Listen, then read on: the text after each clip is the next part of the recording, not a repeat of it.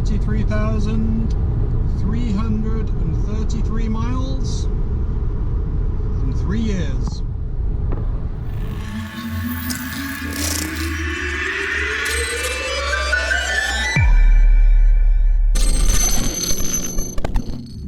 So this is the 3-year review of our 2017 Chevrolet Bolt EV Premier.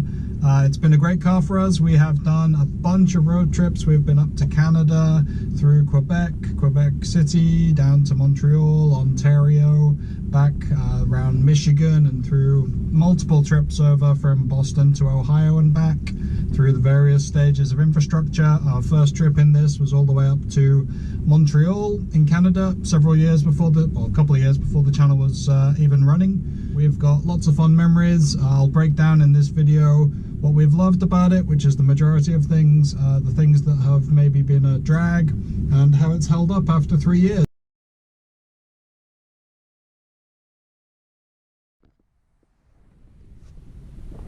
So the first question most people will ask is about battery degradation and whether we see anything on that. Really not enough miles on the clock to speak to that, you know. So we have people who are over 100,000 miles now talking about maybe 4 or 5% battery deg. So I think, you know, if you buy something like this which has another 2/3 of that to go before you even get near a tangible amount of battery degradation, you'll be in good shape. A fully charged 2017 here, mostly highway driving, but then a little bit of this 23 miles local recently, and you're still looking at 226 miles on the charge. I recently did a first stint over to New York on a road trip that will be up on the channel soon, and I got 192 miles on a single charge, and we still had a good 10-15 miles in the battery. So, you know, you're looking at that and saying, well, I can still go 200 miles on my first leg from a single charge at highway speeds and into elevation. So anyone who takes this car on is still going to get that 238 miles EPA range in every season except winter. I would say we're good, still good to get 300 miles. You know, if this was local driving all the way through to 300 miles, we're at 5 miles per kilowatt hour in the last 23 miles. So it's looking like it could still do a 300 mile, you know, in very slow, ideal conditions locally.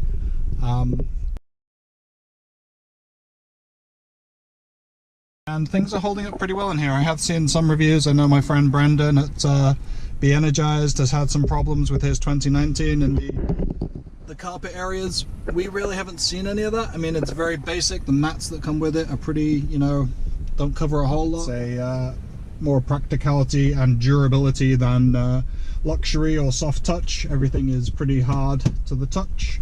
But once you get over that, and if you're fine with it, you know, like something that will take the kids bashing and will stand up to some scrutiny, so everything is held up. One thing I would maybe call out, I lean my arm here all the time driving like this, and this did start to squeak a little bit. It's a little bit loose, so that can start to become a pain.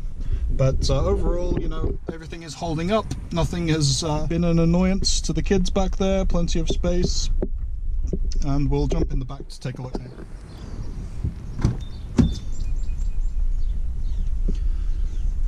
So again, as you can see, you know, the mats are very basic, just a standard carpet. We did get the all-weather mats as well.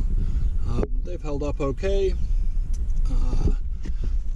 Nothing on here is pulling apart. We have good padding still on the back seats. This has been really good for the kids. It's a huge space relatively when you're you know, under 4 foot, and there's lots of leg room, lots of storage when you put seat covers back here. Yeah, it's just a very durable interior. It's not flashy, it's not going to be you know, a luxury ride, but nobody is expecting that, I don't think, from a Chevrolet. You know, even people are saying about the ID4 that some of the materials used in the cabin are a little bit you know, on the cost cutting side, and that's kind of what you expect when we're still trying to reach price parity.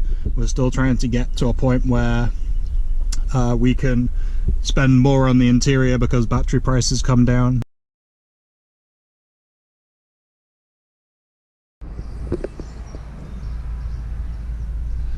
So the seats I think you can kind of see, you know, there's obviously the driver's seat gets the most wear and tear. You can see where my backside has probably pushed in here a bunch, and a bit less wear over this side.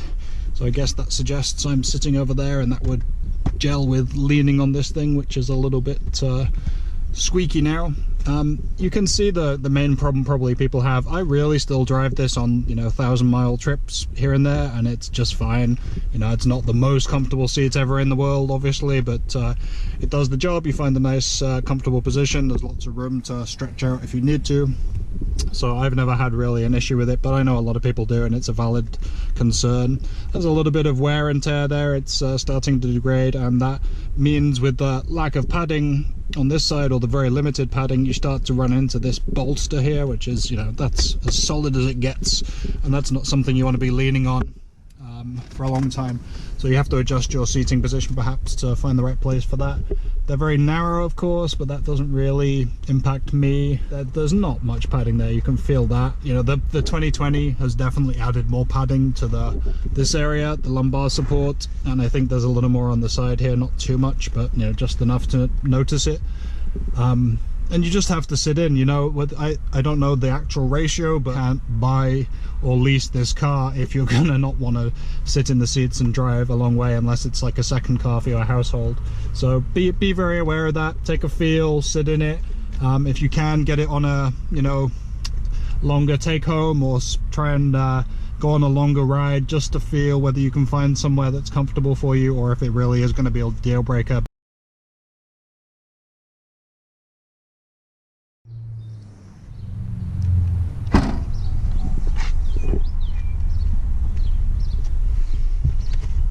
You can see on the Premier you get this false floor, very loose, flimsy cargo cover, which we don't use very much now.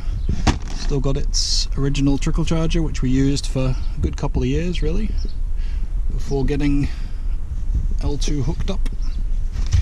But that's been good. We keep a lot of junk down there, and then store all the groceries and luggage and everything else on top.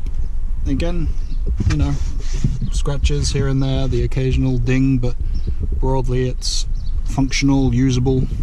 Not a whole lot of light. This is pretty minimal when it's actually dark, but, you know, basics, gets you where you need to go and takes stuff that you need to take.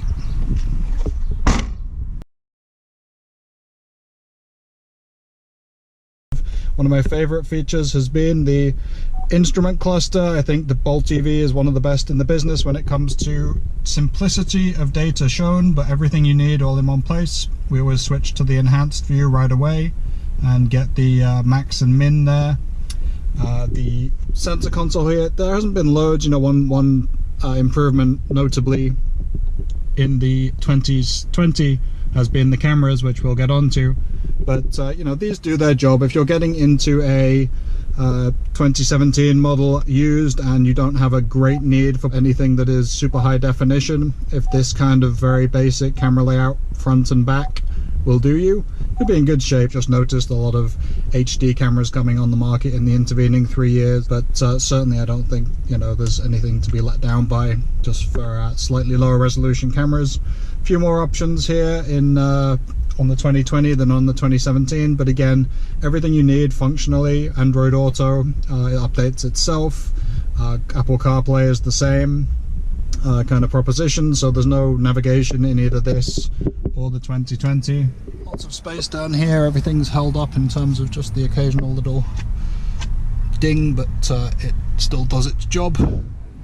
And yeah, what can I say beyond, if you're, you know, able to find a great deal on a 2017, I don't see why you wouldn't go for it. If you are okay with the seats, if the car works for you in its general form factor, then it's an outstanding electric vehicle to get. The only issue with 2017s at the moment is that one in the background, the 2020, is kind of eclipsing it in terms of deals, range, cameras, and you know, if you can get that for the same price or only slightly more expensive, I would go with the 2020 right now. But we'll see as more of these 2017s come off lease. So would I buy a 2017 used? Absolutely, but it only with the caveat that the deal is right for you.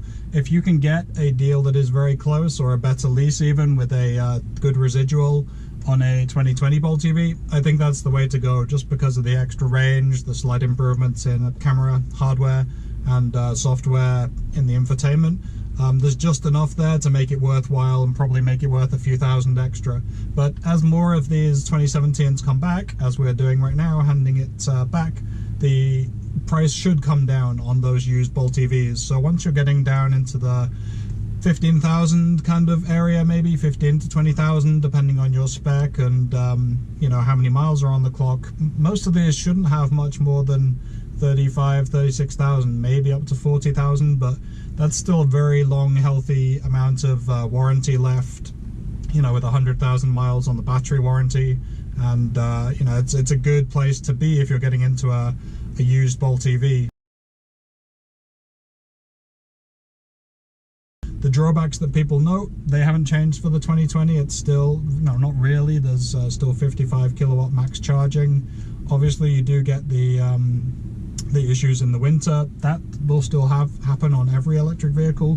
2020 is slightly improved with that, so where this may sit at 15 to 20 kilowatts, you know, charging in the winter for fast charging when the battery is cold, that will probably jump up to straight to 30 kilowatts. There is a update out, but it came out in March, and you can, you know, ask for it at the dealership. So something to be aware of when you go in to look at 2017s.